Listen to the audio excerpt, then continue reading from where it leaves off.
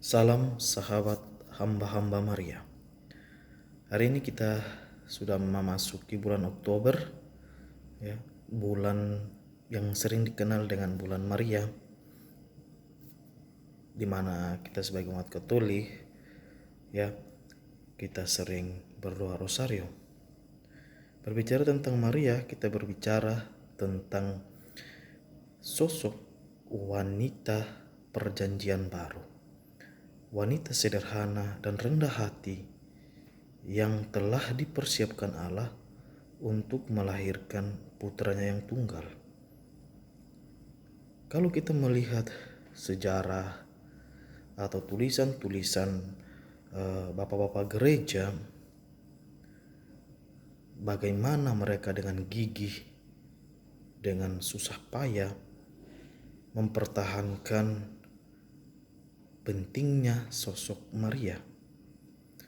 Dalam sejarah, terlebih khusus dalam perjanjian lama, sosok wanita ini telah diramalkan dan telah dinubuatkan.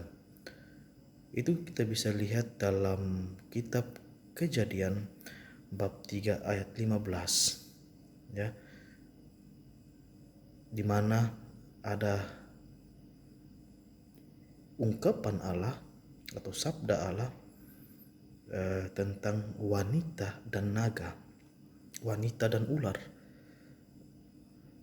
di mana keturunan dari wanita ini akan menginjak kepala sang ular dan ular tersebut berusaha untuk menggigit tumitnya. Dalam perjalanan sejarah juga telah dinubuatkan dalam Yesayas 7:14 contohnya, itu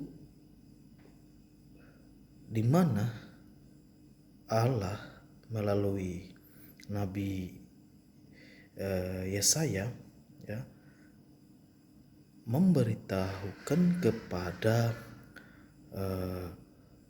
Raja Ahaz yang waktu itu mengatakan bahwa seorang perawan akan mengandung seorang anak laki-laki dan akan disebut Immanuel, ya.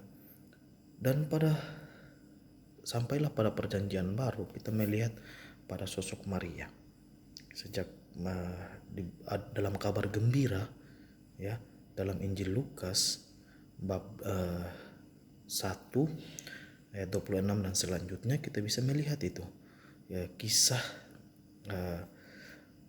kabar gembira, pewartaan tentang kelahiran Yesus Kristus. Yang ingin disampaikan saat ini adalah bagaimana kita sebagai umat Katolik terlebih khusus yang melihat Maria sebagai Bunda Allah dan Bunda Gereja. Oleh sebab itu juga konsekuensinya adalah Bunda kita sebagai umat beriman. Apa yang kita harus lakukan? Kita harus mempertahankan, kita harus menghormati dan menjunjung tinggi sang Bunda. Karena tanpa dia, tanpa fiatnya, tanpa ianya atau kesediaan totalnya, berarti plan Allah itu belum tahu apakah diselenggarakan atau belum. Tetapi inilah yang sangat menarik adalah jawaban bebas Maria. Mau menerima tawaran Allah agar sabda, agar kehendak, agar plan keselamatan itu bisa terlaksana. Dan Maria mengatakan, "Aku ini hamba Tuhan, terjadilah padaku menurut perkataanmu," adalah jawaban seorang beriman. Jawaban seharusnya yang menjadi jawaban setiap kita Kristiani, orang-orang Kristiani, di mana dalam hidup kita diberi tawaran plan-plan yang akan terjadi dalam hidup kita, plan-plan yang direncanakan Tuhan untuk hidup kita masing-masing. Apa yang kita harus lakukan? Kita harus seperti Maria, menjawab, "Aku ini hamba Tuhan, terjadilah padaku menurut perkataan.